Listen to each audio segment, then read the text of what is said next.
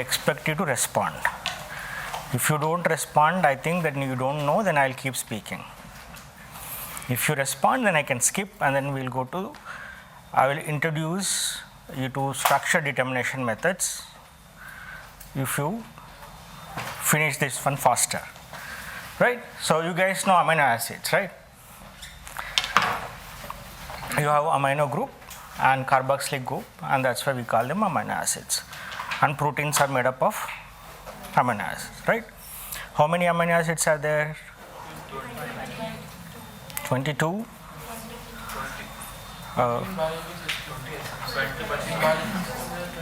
20 amino acids. And so what is proline? Is proline amino acid?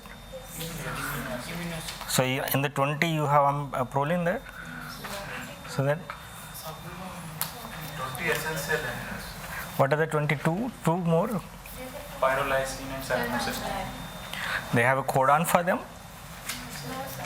They So are modified from these 20 amino acids. So then you have phosphoserine, then phosphotyrosine, then summation. You have plenty of them. Why 22 then? I say 19.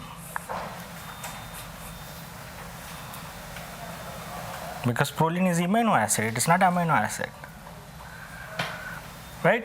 Anyway, so it doesn't work this?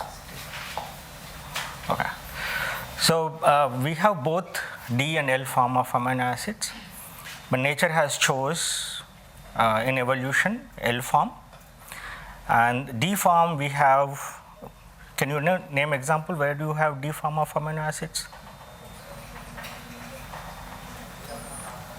No?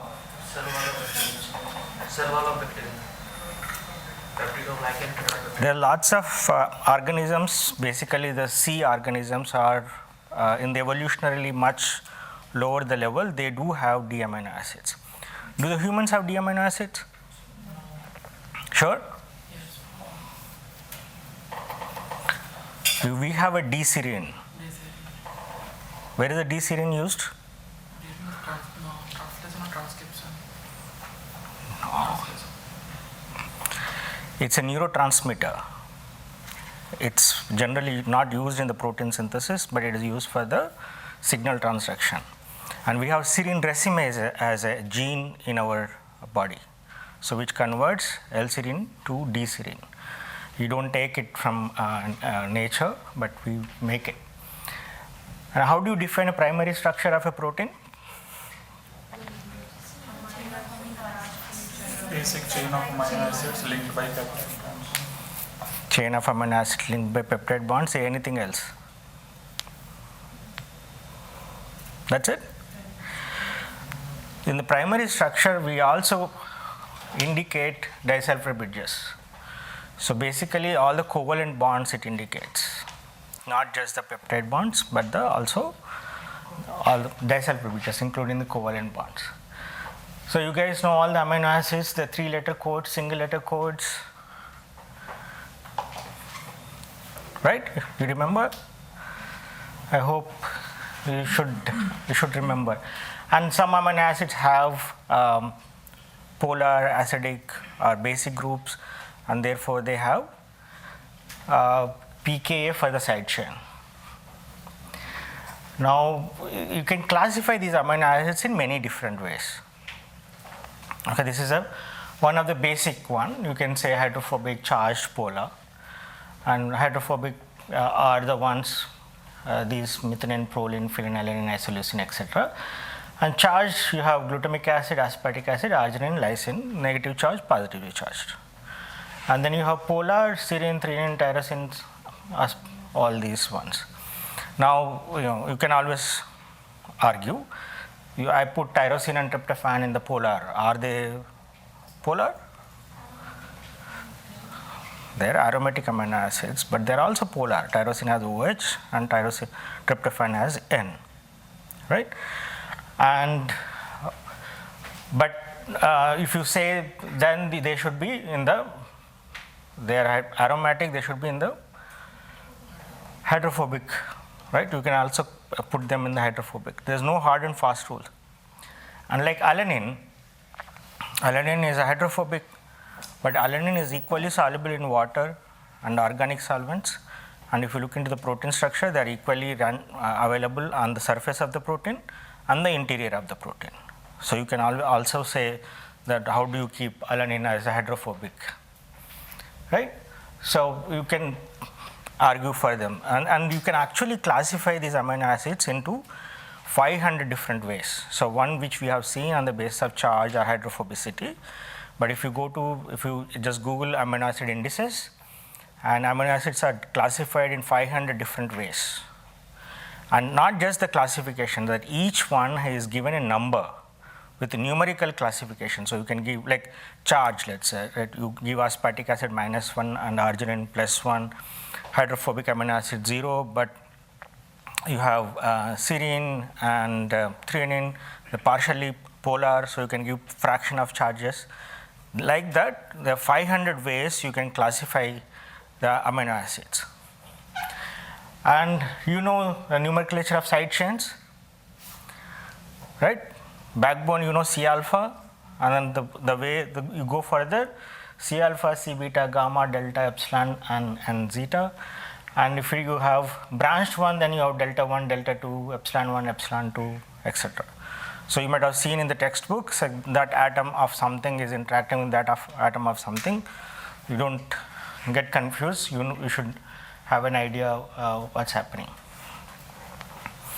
So you guys know amino acids are connected by peptide bond, and in the protein structure you have, basically amino acids are connected by peptide bond, and you have these single bonds and the peptide bond. And if you are talking about the conformation and the flexibility of the protein, you only talk about the foci of these ones and not peptide bond.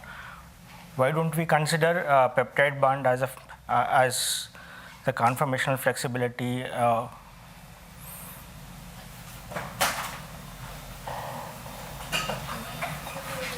it's a restricted. Why restricted bond? This is also looks like single bond, right? That also can rotate.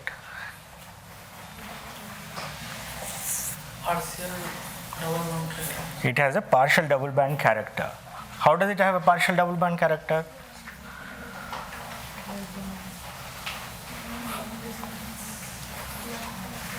Speak up.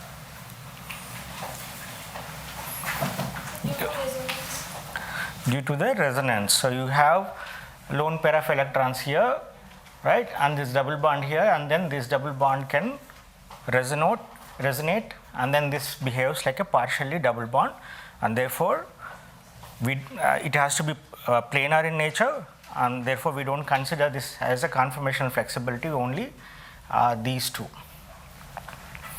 So briefly I'll go through all the 20 amino acids, and the glycine doesn't have chirality, so you have, because the two hydrogens there, and interestingly it's evolutionarily conserved. So wherever the tight turns are there, the glycine has to be there.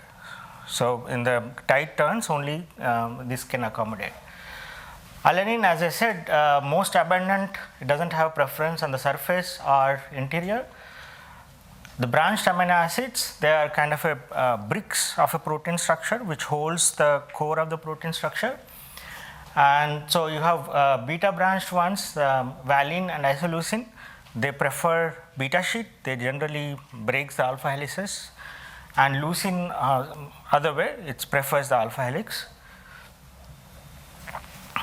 The aromatic amino acids, so they're long, planar, so they occupy a lot of space, and of course they are prominently in the core of the protein structure. They're part of the hydrophobic core. And so sulfur containing amino acids, methionine and cysteine. Cysteine is the one which forms the disulfide bridges, right? And methionine is mostly part of the hydrophobic core. It stays in the center core of the protein structure. Asparagine and glutamine are interesting side chains. They have side chain chemistry is very similar to the backbone chemistry. right? So they can form hydrogen bonds with the backbone, right?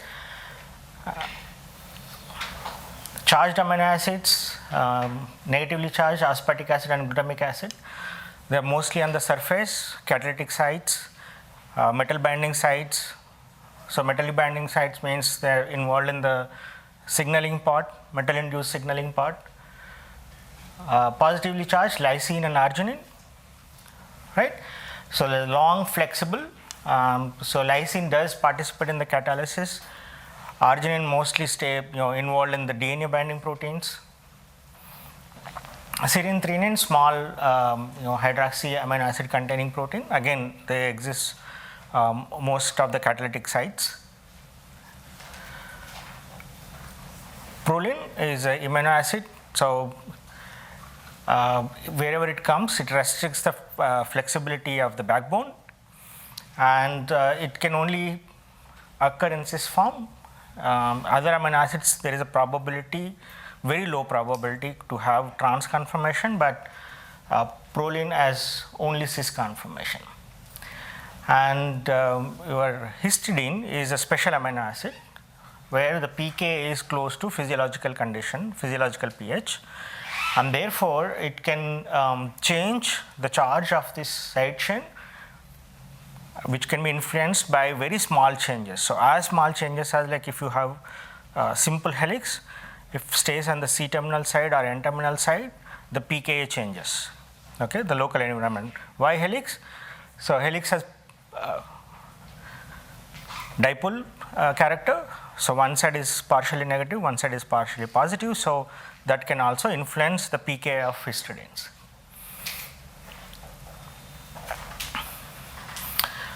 Okay, so you guys know phi-psi, right? And you guys know this Ramachandran plot? Okay, so can you explain what is red one, what is the yellow one?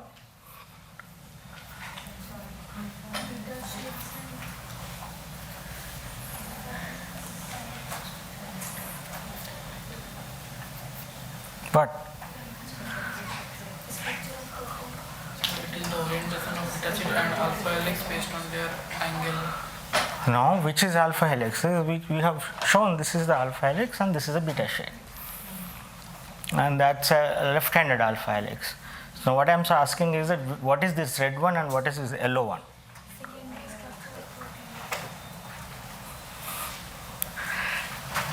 This is alpha helix, this is beta sheet. Those are secondary structures. What is the difference between the red and yellow?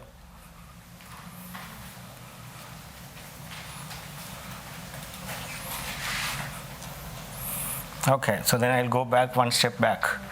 How do you define this? What is this phi, which is changing from minus 180 to plus 180 and minus 180 to plus 180? How it is changing? How do you define angle, define rotation, torsion angle?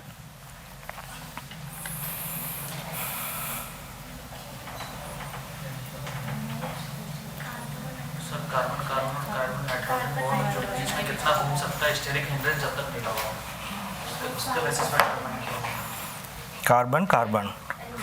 It's rotating. It's rotating. So how much it is rotated? How do you measure the angle?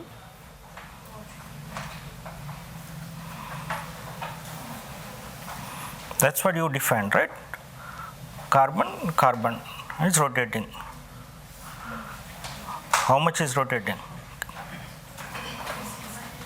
So none of you have read the biochemistry Ramachandran phi-psi angles definition properly.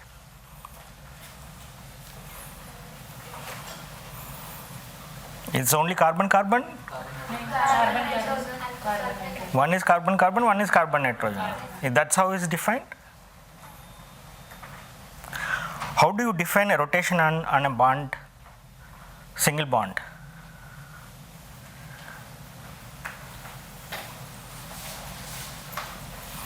It's measured, right? You 0, 90, 180, it's measured. So how do you measure?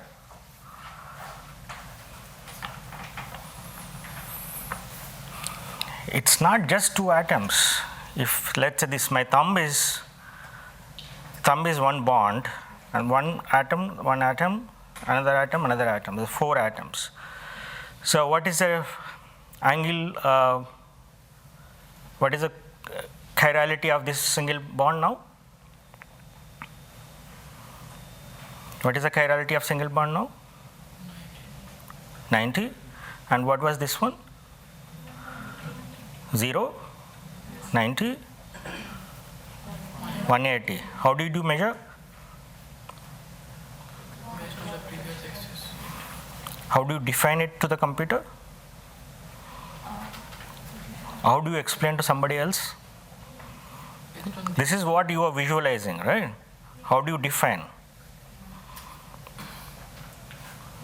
based on this side, we perform The angle between the 2 planes. So there's one plane A, B, C and B, C, D. The angle between the 2 planes is what? Is a rotation on single bond. Okay, that's what it is. Now the second question. So what is the red one and yellow one? Generally defined in your textbooks as allowed and generously allowed regions. Right? So what do you mean by allowed and generously allowed?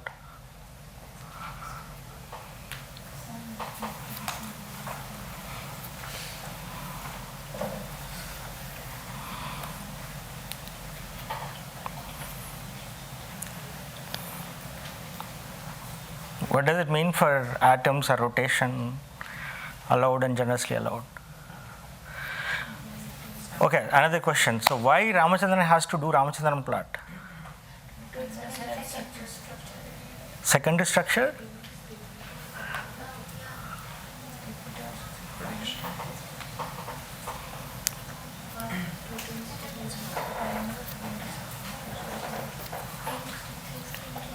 What? So to define the secondary structure, like if we say the beta sheet is located. Okay, so I'll go back one step back.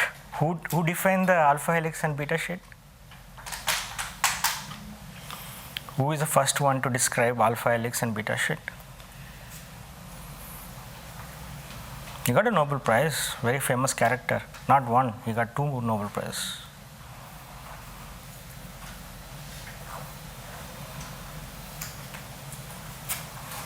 Linus Pauling.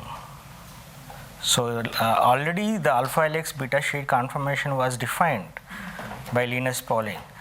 And Linus Pauling, when he described the structure of alpha helix, he said he solved the problem of protein structure. So Ramachandran did not make Ramachandran plot to define the secondary structures. Secondary structures were already defined. It defines the probability of where it will be forming. It defines the probability where the amino acid conformation should be.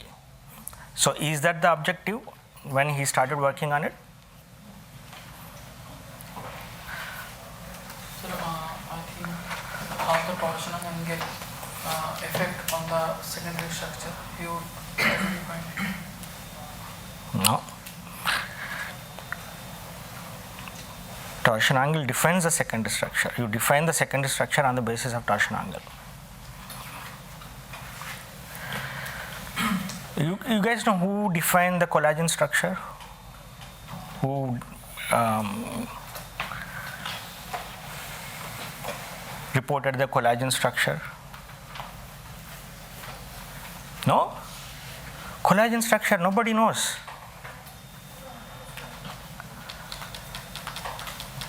Ramachandran. Ramachandran is first to define determine a collagen conformation. Okay, so you guys know where did Ramachandran did his PhD?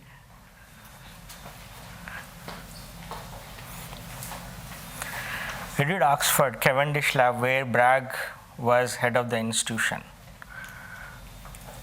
Okay, the Cavendish Lab is a place where almost 20-30 Nobel Prizes came from the Bragg to insulin structure, myoglobin structure, and development of crystallographic methods.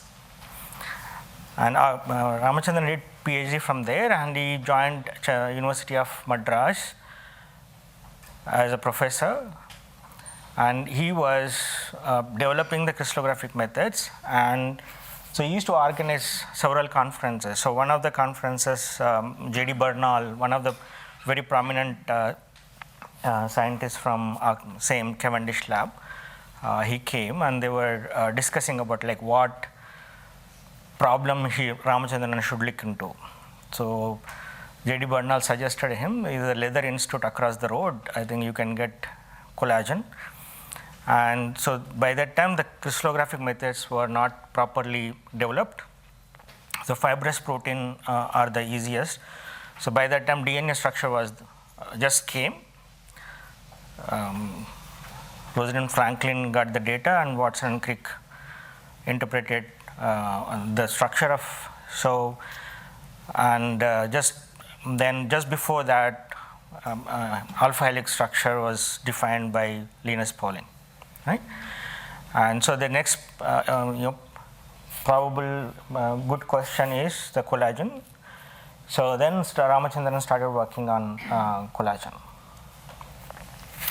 So he proposed the first structure with the 3 polypeptide coming together, triple helix conformation, and he sent it to Nature, right? That's a most scientifically recognized journal. And so naturally, who will be the reviewer for that kind of paper? The helical experts, Linus Pauling and Crick. So it went to them, and Crick had observation that 3 polypeptides coming together in the center, they are too close, so there will be steric clashes. There will be steric hindrance, so this structure may not be correct.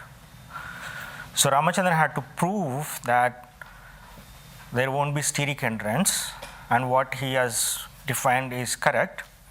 So he has taken the polypeptide. So first is a simple 2 alanines, alanine connected. So kept the phi constant, psi he rotated, and like that he calculated from 0 to 360. So earlier first diagram it says only 0 to 360, but now the modern Ramachandran plot we call 0 to 180, and if you go the anti-clock minus 180. And then he did the same thing for glycine, and then glycine you have much more allowed regions. And so in the collagen, in the center, all glycines come there, right? So there won't be any steric hindrance. And these calculations he did, those time calculator was not there. Okay, so they were doing on paper, and there was a calculator like computer in TFR. His students used to go from Chennai to TFR to do these calculations faster. And then he sent this manuscript back, and by that time Crick had his own idea of same triple helix, and he also wrote a manuscript, and Nature has published those 2 manuscripts almost side by side, maybe a couple of issues. So in the West, people say that Crick did the collagen structure, but in India we still say Ramachandran did the collagen structure. Okay, so then still I did not answer what is this red and yellow one.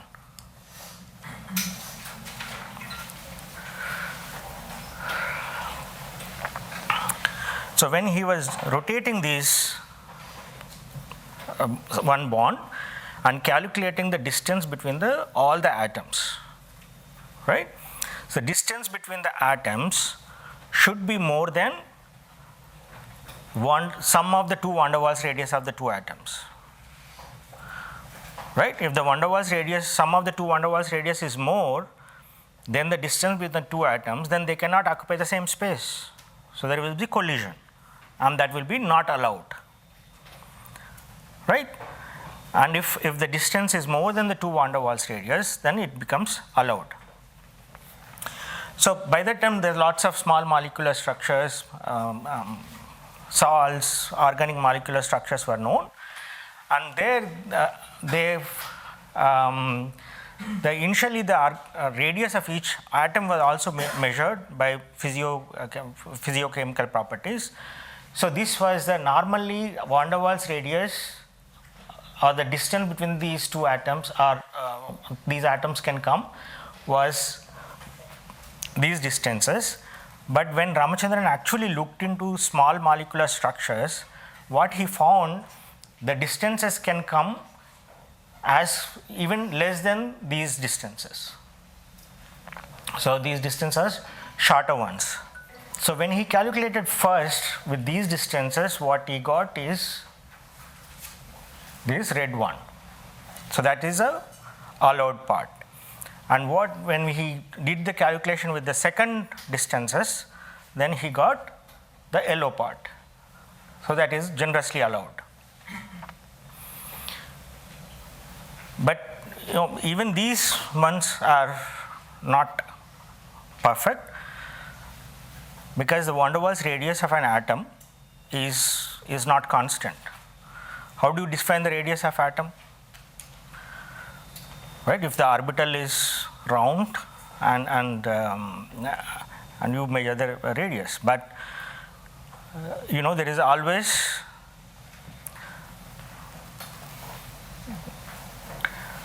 dispersion of electron clouds, right, and induced effect. So if another atom comes, so nucleus of an atom attracts the electron cloud of other atom. So there is a shift of electron cloud. So the radius is not constant or not measured by these exactly like round shape. So there is always a flexibility of atoms. So I'll show the next slides, then you will understand. So if you see like this, so this is generally we call as the Ramachandran generously allowed region. So it's not exactly those two regions. Even these ones in the middle are also, it's okay. Okay, just to see the effect of phi psi, you can see if you have like this 3 peptides, 3 and if this is kind of an extended structure, and you can see the phi psi there. And if you change small phi psi, and you can see the orientation of cysteine, how much it is changing. And if you change it further a little bit, and you can see it's coming out. So there is a small rotation of a change in the phi psi, you can have larger effect downstream. You guys know the secondary structures, right? They're well defined, and I think most of your teachers teach fine. The phi psi is -60, -50, that's what we call as alpha helix. So the alpha helix is defined by the phi psi, not the other way. So helix, you have extended side chains outside. The helices can be 310 helix, pi helix. You guys know them? What? No response. 310 helix, 3 amino acids between the hydrogen bond and 10 atoms, and pi helix is a 5 amino acids between the hydrogen bond containing one. The beta sheet is the most extended conformation of the protein structure. You cannot have more extended than this. And you can, in the beta sheet, you can see the alternate side chains are opposite side, and alternate carbonyl groups are opposite side. Beta sheet never exists as a single. They always exist in groups, right? So you can have antiparallel or parallel beta sheets. You can also have mixed beta sheets. So which one is more stable?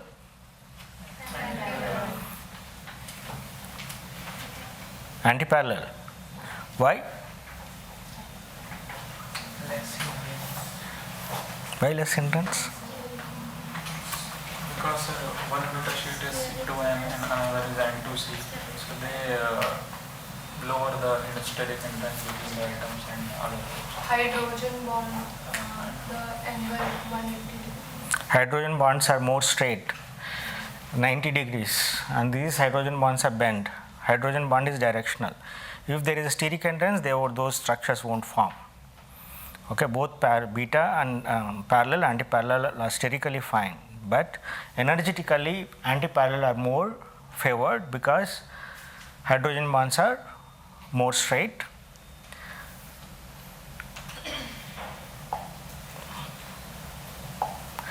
So you can see here the anti-parallel ones, the hydrogen bond more straight, and they are actually much shorter than compared to the parallel ones. The beta sheets, you can, parallel and anti-parallel you say, but in the protein structures they are not exactly like railway tracks parallel. They are always twisted about 25 degrees. So if you look into any alpha beta barrel protein structures, you can clearly see the twist.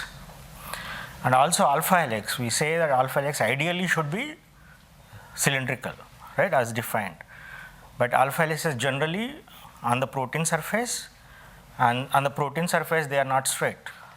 They are always curved. There is a curvature because this is the side your solvent exposed, and then in the alpha helix you have hydrogen bond like this, NH and CO, right? But there is enough water there. So why should they form only hydrogen bond between them? They are attracted towards the other water there. So there is always kind of little shift. Okay, and so that makes these helices distorted and curvature in nature.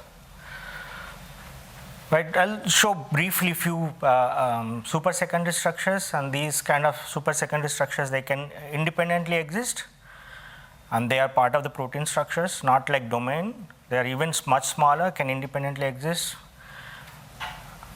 and structurally stable.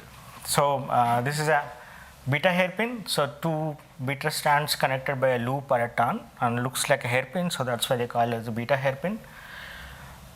EFine motif. Heard of EFine motif before?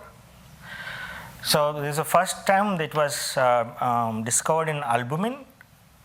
So in albumin, so the authors, when they described helices, they described helices as A, B, C, D, E, F, G, and the calcium was seen between the 5th and 6th helix. So E, F. So they defined as the EFine motif. So still now we call it the EFine motif. So there is a two helices, one helix, another helix connected by 12 amino acids generally, and in between they binds the calcium. And so when the calcium is not there, generally the helices almost become parallel, and when the calcium is bound, they become completely perpendicular. And this kind of motifs are there in all the calcium binding and calcium signaling proteins. Classical example is calmodulin, troponin C, right?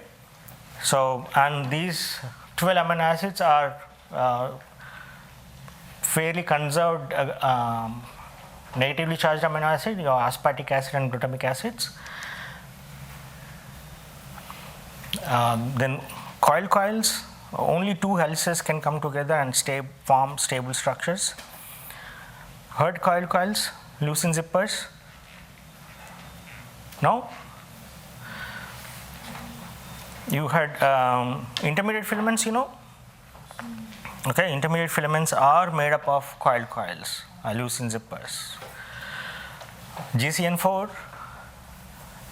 transcription factor GCN4, it's made up of coils. So here 3.6 residues per ton of alpha helix, right? Two tons, 7.2. So if you take approximately 7, so every 7th amino acid, if you get lysine or hydrophobic amino acid, so they come one side of the alpha helix, right? So if the two alpha helices come like this, then they can stick, right? And again, they are not exactly 7.2, they are 7. So there will be, as you increase the length, there will be little twist, and that's why they call coiled coils. So one alpha helix you can say coil, and two of them coming together, you call them a coiled coil. So it's like this. So every 7th amino acid is, if you have a leucine, they come like this, and there is a small curvature as you extend the length of helix, and another across the another helix between the 4 amino acids there is a space, there is a hole. So the leucine, the gamma branched one, looks like a knob, and this between the 4 amino acids there is a hole. So the leucine can enter there. It's like your zip of any jacket or a trouser. Our zips are 2-dimensional, and this is a 3-dimensional. So that's why these are also called leucine zippers. So they mostly have leucines, and they form like this. So there is a hole, and leucine enters there, and they held together stable structure. So 2 helices can independently exist as a stable structure. And these hydrophobic regions are supported by other amino acids like E and G. So these heptad repeats are generally defined as A, B, C, D, E, F, G, H, right? And so the 7 amino acids. So let's say every 7th amino acid or every first amino acid is A, and so every A is a hydrophobic amino acid. So you can also have every 4th amino acids, right? 3.6. So 3.6 is like close to 4. If your 4th amino acid also becomes hydrophobic, then they become one side, and these hydrophobic can come in the center, and you have E and G charged, then they can cover up and make the stable structure, something like this. So you have hydrophobic in the center and the charged covering up and make it more stable structures. Now if we extend a little bit more, 4 helical bundles, and again 4 helical bundles are abundant in nature. There are lots of proteins with 4 helix bundles. This is an example of cytochrome. So the simple character is here. If you have 4 helices, the ones which are coming in the center should have hydrophobic in nature because they are in the core, and the ones which are on the surface should have hydrophilic in nature, right? And the probability of, again, you can define the heptad repeats. Same heptad repeats will work for the 4 helical bundles. A and D hydrophobic. The only in the C and E should be counterpart. Either they could be hydrophobic or they could be one positive. If one is positive, other should be negative. So the C and E comes exactly like this here. So in the center, A and D comes. So they will have similar amino acid property. So if people are expert, by looking at the sequence, they can say they form heptad repeats, and they can form coil structures or 4 helical bundles. Some other interesting ones, porine, the transmembrane protein, and generally transmembrane proteins are alpha helix enriched, but the porine is the one completely beta sheet. It only allows the water. There's another super secondary structure is a sheet helix and beta sheet. And so here the beta sheets come in the center, and the alpha helices surround the structures. This one I found it's interesting. This is a ribonuclease structure, and you can see that sheet helix, it's a tandem repetition, and the beta sheets are in the center. So this is can you guess how does it inhibit the ribonuclease?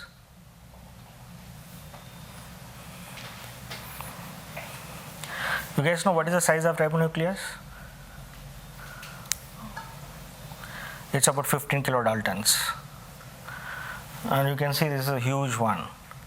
So what do you think the inhibitor should be? What should it do?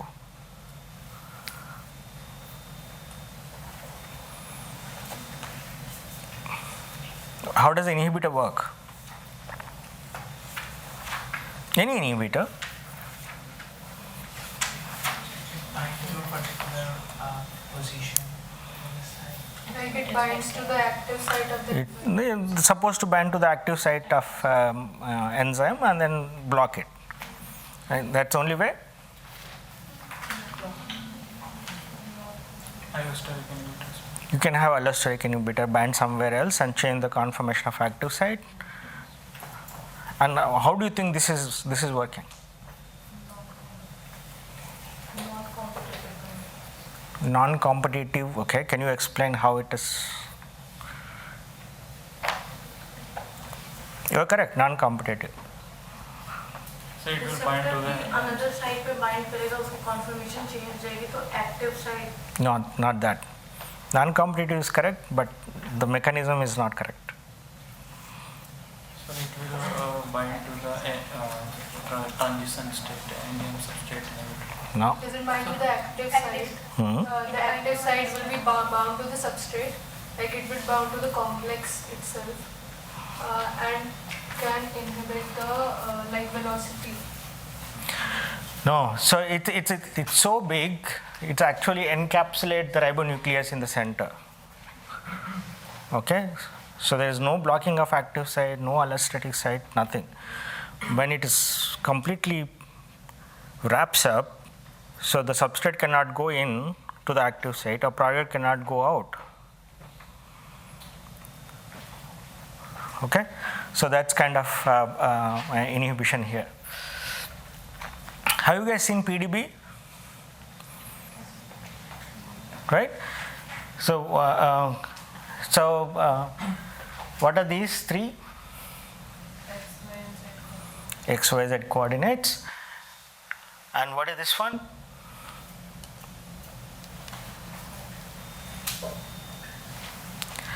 If you take any PDB, the coordinates are defined like this. So you have, it says atom, that's the atom number, and what kind of atom it is. So it's a nitrogen, C alpha, C, oxygen, C beta, gamma, O delta 1, O delta 2. That's aspartic acid, and you have A. So if you have, let's say, a single protein, you can have a chain ID A or nothing. But if your protein is like hemoglobin, 4 chains, and then you have 4 chains A, B, C, D as chain ID. This is the position of amino acid. In the primary structure, the position of this aspartic acid is 16. But in the crystal structure, the atom is 1. So that means that earlier 15 amino acids are not defined in the structure. And these are the coordinates of each atom, X, Y, Z. And what is this one? That's occupancy. If the protein can have multiple conformations, right? So if a flexible loop has 2 conformations, and you can define, so it could be 0.5, 0.5, 50-50, or 60-40, depending on the preference. And this is a temperature factor. So that defines how flexible, how dynamic that region is. So higher the temperature factor is, that region of the structure is very dynamic and flexible, and the generally core of the protein have lower temperature factors, and surface of the protein has higher temperature factors. So this PDB doesn't define which atom to be connected to which atom, right? And if you look at any PDB visualizer, if you want to visualize a protein structure, so earlier we had to download the coordinates and use other programs to visualize, but now PDB has PDB visualizer. Within the website you can see the protein structures, right? So if you visualize this, it connected all properly amino acids, right? So how does the softwares work? So generally, earlier version of softwares, they used to connect anything less than 2.2 angstroms. So sulfur is the maximum 2.2, and anything below that, the carbon is 1.54 angstroms. So they used to connect anything which is less than 2.2 angstrom. If the structure is not proper, if one carbonyl of one amino acid is close to carbonyl of one another amino acids, it used to connect. But now we have more better softwares. Now each amino acid conformation is defined. So it will only connect the atoms of the specific amino acids. But if the if like OD1 is here of aspartic acid and OD2 is far away and it's not correct, but still it will connect. So there is, of course, advantages and disadvantages of the both version of the softwares. That's how it connects. So you can, if you simply open, you can see like this. That's all atom structures. The PDB won't show. PDB viewer doesn't show like this. And if you can remove all the side chains and only see the backbone, you can see alpha helix, extended structures, the beta sheets, right? And the dots are water, so I haven't removed them. If you space fill model of the same structure, you can see this. Now, of course, here you cannot see any secondary structures or anything like that. But what can you see here?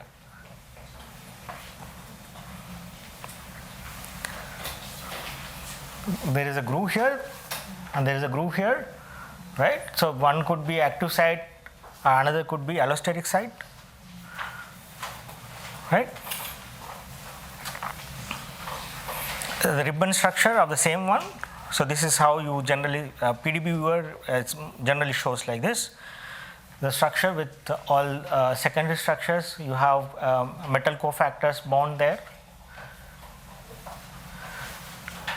This is another space fill model. What difference you see?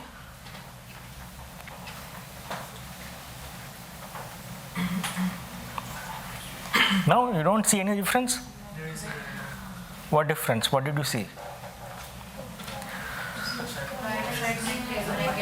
There is something bound and it is closed conformation. And there is nothing is bound, it's an open conformation. Now, can you guess this molecule? You are seen in all your biochemistry textbooks. It's explained in all your biochemistry pathways.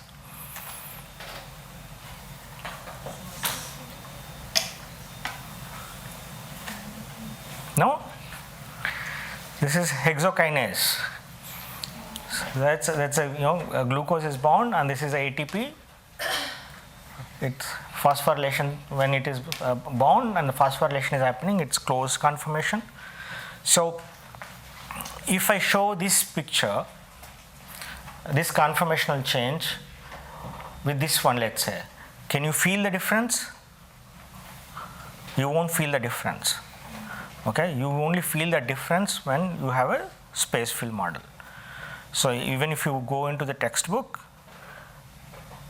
what kind of information the author want to give, and that kind of pictures are shown. So next, when you become a scientist, if you write a structure, manuscript, then you should know what you want to give information and what kind of structure you want to use for give what kind of information, right? Okay, so I think I'll stop here. Any questions? Any comments? Sir, what is the answer of that question you asked first? Which one? That cysteine, pyrrolysine, why these are called the amino acids and why? They're not natural amino acids. Because phosphoserine is also exists in the cell. Ubiquitinated amino acids also exist in the cell, but we don't count them. Why you count them? But why we study nowadays in textbooks these 22 amino acids? We also include pyrrolysine and cysteine. Not all the textbooks. So that way they should not keep proline as amino acid, but they keep proline as amino acid.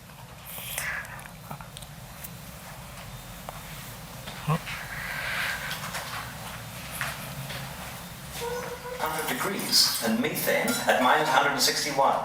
Why blood is red and grass is green. Why diamond is hard and wax soft.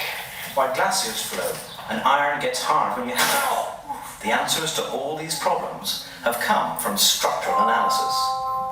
That's how the Nobel Prize winner Max Perutz summed up X-ray crystallography. Never heard of it? Don't worry, not many people have. Yet it's arguably one of the greatest innovations of the 20th century. 28 Nobel Prizes have been awarded to projects related to crystallography, and the very first of those is where it all began. It's now 100 years since, following early work by Max von Laue, the first structures were determined by father and son team William and Lawrence Bragg. In 1913, they fired a narrow beam of X-rays at a humble salt crystal and photographed the diffraction pattern as the crystals split the beam into many rays. Lawrence soon realized that this pattern held the clues to the atomic structure of the crystal itself. The equation he developed, Bragg's law, made it possible to work out how the spots in the diffraction pattern are related to the specific arrangement of atoms in the crystal. 2 years on, and the Braggs were awarded the Nobel Prize. Impressive stuff. Not only that, the Braggs mentored a dream team of crystallographers who went on to work out the structures of a huge range of molecules.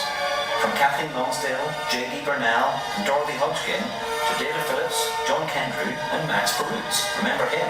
Plus, Rosalind Franklin and others even helped map the structure of DNA, probably the most famous result of X-ray crystallography. Today, the work hasn't stopped. Crystallography remains the foremost technique for working out the atomic structures of almost anything, which is very useful for finding out why things behave the way they do. From the metallic structure of the blades of a jet turbine to the immune system fighting off viruses. Turns out, Max was right. Modern crystallographers are doing exactly the same thing as the Braggs, just at a larger scale with more sophisticated mathematical methods and more impressive machines. Crystallography is even reaching beyond our planet. The Curiosity rover is now performing X-ray diffraction analysis of the soil on Mars. But there's plenty of unfinished business back on Earth. There are still many thousands of complex molecules to look at, and a lot more questions How do to I stop answer. this?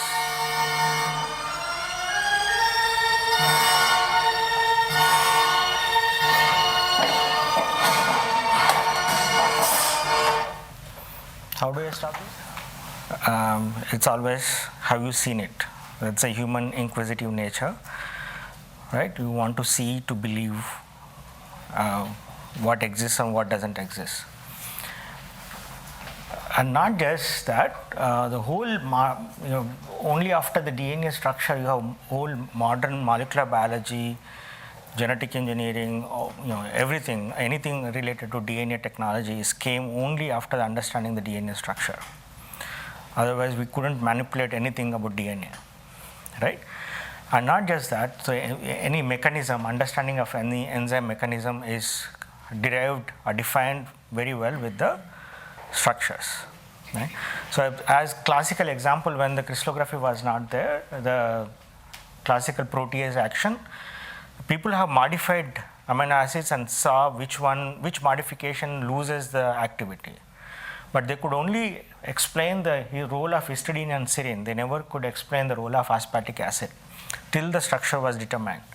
And after the structure, then when they mutated aspartic acid, then they realized, no, it's very important. It's a part of the catalytic triad, and this hydrogen bond and coupling of electrons is very important, right? And now modern biology we use for drug discovery. So people may say that how many drugs came from structural biology? There are plenty actually. Unfortunately, not from India. So this is, I think, way back in 12. This is a Nature Reviews with the Pfizer, and these are the many drugs. By that time, structure-based drugs which are came in the market, not in the clinical trials. Okay, so why crystallography? Because so any electromagnetic wave which can visualize which should be smaller than the interatomic distances, right? So X-rays are the ones which have same distance as atomic distances. And the problem is here that you cannot reconstruct the reflected or diffracted light of X-rays. Like normal visible light, our eyes can do, but here you cannot. So the whole image reconstruction process is called X-ray crystallography. But here there's no limit. You can do as simple salts to ribosome or viruses, but only limitation is it should be crystallized, right? If it is not crystallized, then you cannot use crystallography. So you can understand many things. So I'll just briefly tell how this works. So one is you need to have crystals. So there are lots of things. Technology has changed. Marx Perutz, to determine the myoglobin structure, he took 14 years, right? And today, generally, my PhD students do 2 to 3 structures, right? If they have to do structure. So there's a huge change in the way we do proteins. So earlier the structures, like even if you guys read anything of Rosalind Franklin, DNA diffraction story. So and what was earlier people could not get the information what she could get it.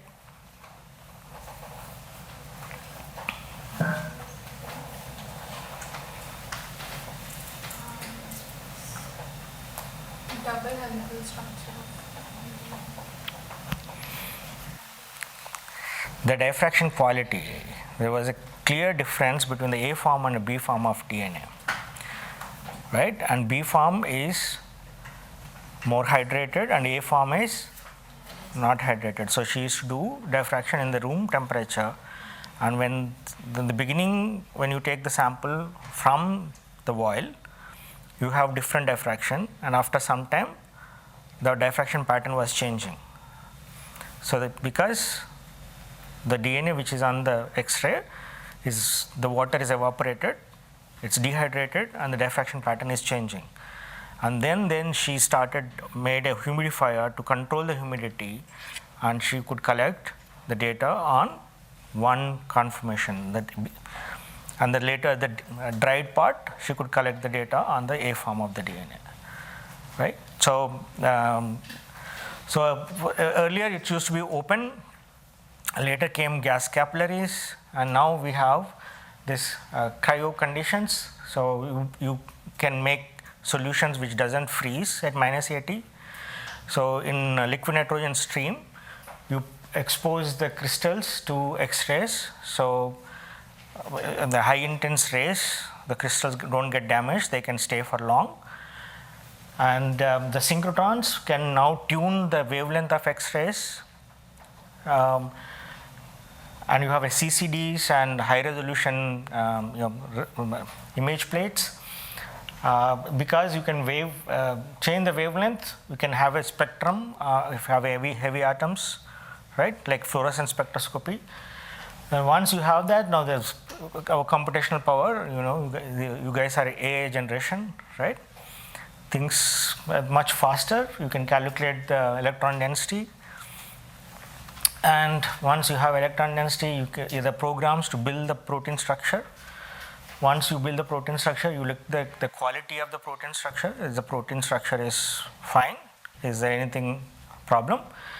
And then you understand the biology of the protein structure, how it works, right? So for the crystallization of, so the no material, no crystals, there is a phase problem in this, so which is, now all that is fairly done. So for the proteins, you need to purify the proteins, right? So earlier, people used to do from natural sources, so lyse the cells and fractionate and get the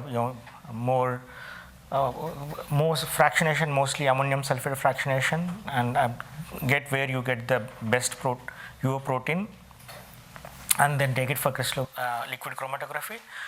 Now we use the molecular biology techniques. So you can, while cloning the protein itself, you add his tag, GST, or flag tag, and you can directly purify with the affinity. And so generally one step, but you can also do 2-step purification, gel filtration chromatography or something. So the different chromatographic techniques, I'm sure you guys have learned it. So how do you crystallize a protein? Any crystallization process? Lyophilase. Precipitation. Lyophilization. Lyophilization is drying. You don't crystallize the protein. We remove In the case of water. lyophilization, we also We converted into form of small powder crystal. It's a powder. It's generally not crystal. Calcination. Calcination? What is that? What is that? Heating at high temperature. Heating at high temperature. It's generally done for the salts. We cannot do for proteins. So what do you do when you saturate any solution and leave it? And so you expect if it is a favorable condition, they will crystallize. Right? That's what you do in the lyophilization can do for the small molecule salts, but there you don't generally get a powder, crystalline powder. But supersaturation, you boil it, make it supersaturated and leave it. As the temperature goes down, the solubility goes down, and then things crystallize, like sugar is a common example. But you cannot boil the protein, right? And so you have to supersaturate. So what you do is these kind of methods you use. So we generally do like this. You have a protein and you have a reservoir. Reservoir has a higher concentration of precipitant, and it slowly dehydrates from the well. So well volume keeps going down. So the saturation or the protein amount concentration will increase, and you expect sometime it will crystallize or it can precipitate. And if you want to keep more protein, you can put something well like this. You can keep the more volume of the protein. And you can also do microdialysis. So you have a capillary separated by dialysis membrane and another capillary. Or the modern way you can use lower samples is these buttons, the protein, cover with the dialysis membrane and keep this watcher. So how do the protein solubility goes down? Basically you have to reduce the solubility from the higher solubility, right? That's how you do supersaturation. So one is that you should go towards the isoelectric point, okay, to reduce the solubility. There are several things you can use. You use a precipitant, right? Precipitant could be ammonium sulfate or PEG, which dehydrates. You should have a higher concentration of protein. Then how do you make, if it is a hanging drop or sitting drop, what kind of drop volume you make it? The pH, ionic strength, biological cofactors, like let's say hexokinase. So if the hexokinase, if there is no nucleotide or sugar is bound, then it should be dynamic, right? It must be closing and opening. So if you add the sugar like or ATP like molecule which binds there and makes it more stable in close conformation, the probability of crystallization will increase. So you should reduce as much dynamics as possible to crystallize. That becomes easier. Okay, so now of course now is many more things change. There are several screens available. There are more than 1.52 lakh structures are there in the PDB. So people have looked into, let's say, kinases, how people crystallize, phosphatases, how they crystallize, or DNA binding proteins, how they crystallize. So on looking at the literature, people have made screens, commercial screens, and so they are available in the market. So naturally, when you have so many conditions are available, manually becomes difficult. So there are lots of robots are available, liquid handling systems. And when you crystallize, of course, you don't always get the nice protein crystals. You get supersaturation, right? So it could be precipitate, it could be proteins are hydrophobic in nature, they become oily, or you can also have nasty membrane kind structures. If you are reasonable close to the ideal condition, you start seeing some kind of crystals like this. Then you can optimize to get nice looking crystals. But it's always not necessary. With the changing technology, you can have microcrystals and pump in the flow and randomly start hitting the X-rays. So whatever the small crystals diffract, that can be also collected. That's a microfluidic crystallography it's called. You can also do nucleation. right? And always not the nice looking crystals will diffract best. So you can be, unless until you have crystals shoot with X-rays, then only we'll come to know whether they are diffracting or not. So what you get diffraction, you get a spots like this, and from the spots you have to calculate the electron density. Right? So from the spots you only can get the structure factor. Each spot represents the construction and destruction of waves contributed by a plane of atoms in one plane. So each spot. So how the each ray is constructed or destructed, that phase information you don't get. What you get is the intensity. So without that information, this phase angle, you cannot calculate proper electron density. So a simple example, if you have a random structure factor and a correct phase, the electron density is still matching with the structure. But if you have proper structure factor and random structure phase, you don't get any electron density matching. So the phase angle, phase information is very crucial for electron density calculations. So how do you solve this problem? There are several ways. Molecular replacement, you have experimental phasing and direct methods. So the molecular replacement is most commonly used now because you have already 2 lakh structures. Now with AlphaFold, you guys know AlphaFold? You heard of AlphaFold? So AlphaFold is kind of a homology modeling. So DeepMind of Google has made this automated protein structure prediction. So they use the information of the existing structures and they have come up with this model. So any sequence if you give, they will make a model of the protein. So that means that anything, if you have a similar sequence of unknown protein, if the known protein structure is there with some sequence homology, that means the structures are somewhat similar, right? And you guys know that these guys who did the AlphaFold got Nobel Prize last year.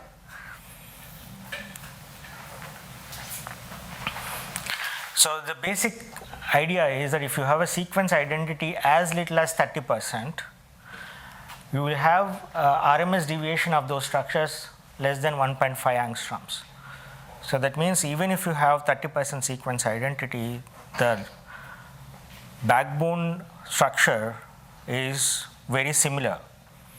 So that's a basic assumption, and that's how you can use that information for molecular replacement. So you assume that a homologous structure will have a similar structure and take the unit cell, keep that, rotate and translate and see where the structure factors are matching best. The theoretical structure factors and the experimental structure factors. And then if it is matching, then you assume those are the phases. And then you calculate the electron density. And slowly you can improve the electron density. Let's say you don't have anything good homology and you are not getting anything, the structure factors are never matching. So what do? You introduce a heavy atom in the protein. So earlier people used to make a protein crystals and then incubate in the heavy atom solution. Then if the crystal lattice packing is tight, there is no space, then the crystals used to damage, so it's not easy. So now what do? It's very easy. You can introduce selenium methionine, right? And that is very specific. While expressing the protein, you add selenium methionine in the media and it will incorporate in the protein and crystallize the same thing in the similar condition. So you have one data, native protein, one with a heavy atom, and the diffraction contribution by heavy atoms is much higher. So the intensity is proportional to the square of the number of atomic number, a number of electrons or protons in the atom. So that means if the carbon, nitrogen, oxygen are the components of your protein, But if any other atom which has a higher atomic number, their contribution of electron density is very high. Okay, so you can easily subtract and get the position of that heavy atom. And once you get the position of heavy atom, so you get the phase information of the atom and surroundings, and then once you get the electron density, you can extend further and further to the neighbors. And so once you have the electron density, and generally in the primary sequence you take any 4 amino acids, and if it should match 4 consecutive amino acids, the probability of 4 consecutive amino acid in a protein structure repetition is less. So once you have that, then you extend and fit the structure. Okay, so then you refine the structure. So this has become very fast. You can use this for your drug discovery. For that, we have used some inhibitor designing in our lab. I'll skip all this. Now, as we say that artificial intelligence and machine learning is becoming very common. It doesn't play. Okay. So there are many tools now where you can design the inhibitor, and it can depend with the knowledge of the chemistry what groups can be added and what groups can be removed on the initial molecule you have, and simultaneously it calculates the electron energy and toxicity, the theoretical probable toxicity simultaneously, and tell you the best probable molecule which can bind with higher affinity. Okay, so you guys have heard of cryo-electron microscopy? Okay, now see, as is 2010, the structures from the cryo-electron microscopy were very low resolution. Okay, when I was doing postdoc, my next neighbor lab was working on cryo-electron microscopy, and they used to make fun of them that they are looking at the blobs, the blobology.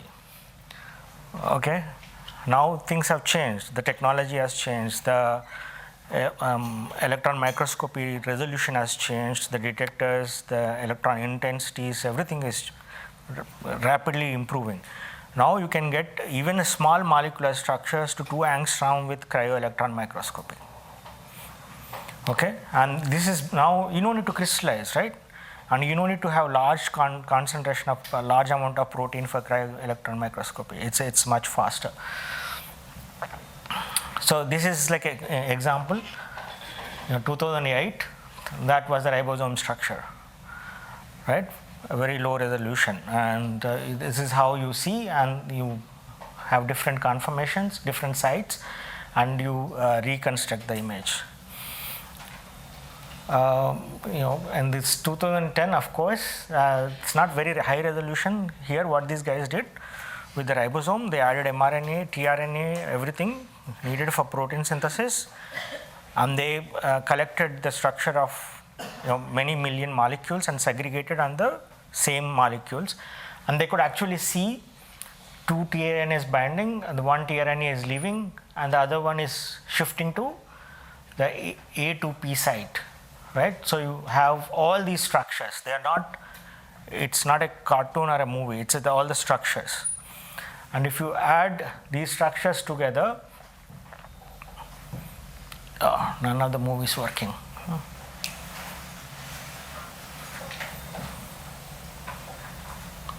Okay. So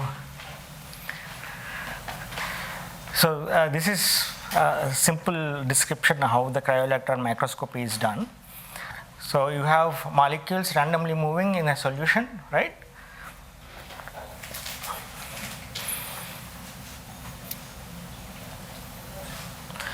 So what you do is you take small grid like this, and you put small amount of protein on the grid,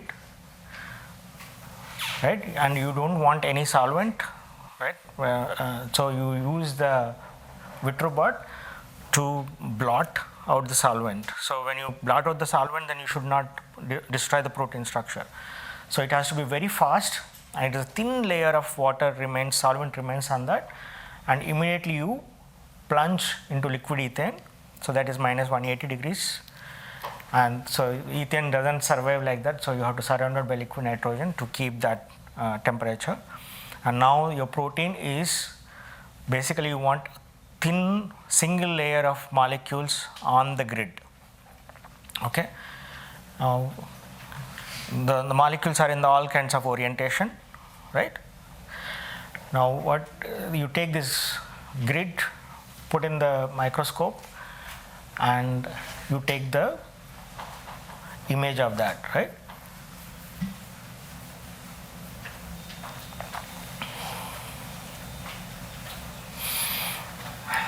So you get the 2D image of these particles, but they are in all kinds of orientation. So they look like this. So what you do is that you look same kind of molecule like this. You take them. So this is a very low resolution. So what do you do? The same kind of molecules, if you superimpose, the signal gets amplified and the noise will nullify, right? So you have one orientation of the molecules. You orient in the same way and you align them. Okay, so there's one 2D image you got. So like that, you get the 2D images in all directions, from the top view, side view, front view. And then once you have all views, then you can merge and construct a 3D structure. Okay, so you get this kind of a 3D structure, and if the resolution is good, you can zoom in and see, right? So this is a helix, and this is kind of a bent structure, so you can get the secondary structures very easily. And if you have better than 3 angstroms, you can actually see the side chains as well. Why water boils at 100 degrees and methane? Start off introducing NMR and SACs. So I'll stop here. Any questions?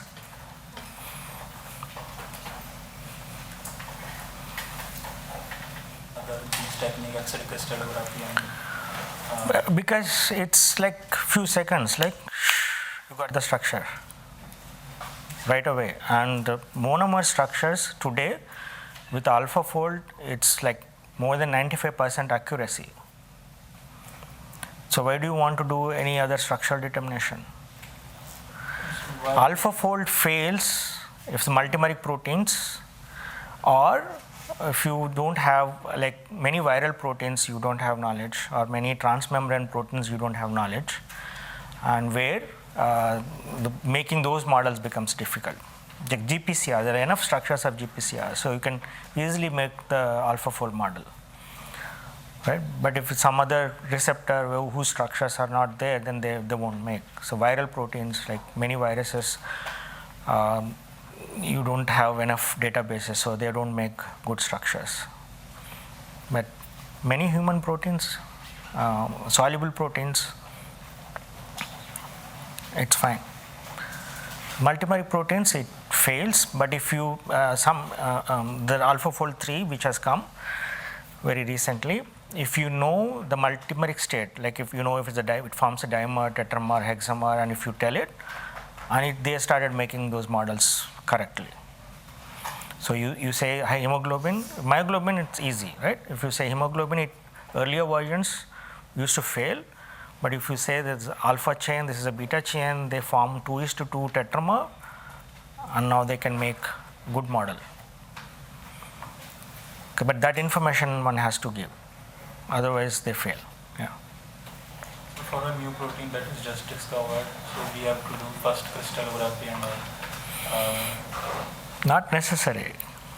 So if you first, yes, but as I said, the cryo-electron microscopy is now doing pretty well.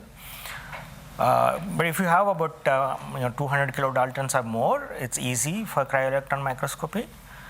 If it is less than that, little difficult. But very recently, I think last year, there was a paper in Nature where they have determined the structure of some 20 kilodalton proteins to 2.7 angstroms with using the cryo-electron microscopy. Okay, so you don't need to crystallize. The only thing is that we have the 5-6 cryo-EMs in the country, and getting access, you have to pay lots of money, and it needs more computational power than the crystallography. So those are the limitations, but yes, people are doing it.